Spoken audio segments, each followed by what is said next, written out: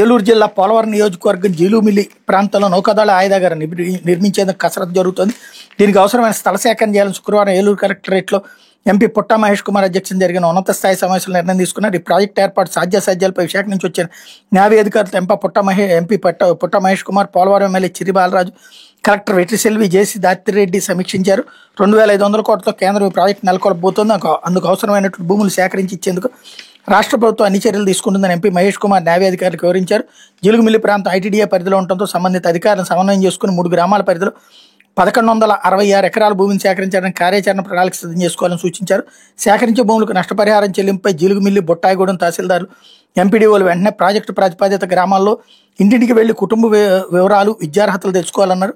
భూసేకరణ పూర్తయిన వెంటనే పనులు ప్రారంభిస్తామని న్యాయాధికారులు తెలిపారు. 10 ఏళ్లలో ఇక్కడ ఆయుధ నిల్వ కేంద్రం, ఉద్యోగుల కోటలు సమకూరుతాయని చెప్పారు. ఇక్కడ ఆయుధాలు తయారనేది ఉండదని, నిల్వ మాత్రమే చేస్తారని చెప్పారు. దీనివల్ల పర్యావరణ సమస్యలు తలెత్తవని వివరించారు. నౌకాదళ అధికారులు యుగంధర్ రెడ్డి, ఆదిత్య రంజన్, మనోజ్ కుమార్ పాల్గొన్నారన్నట్టు హైలైట్ చేశారు.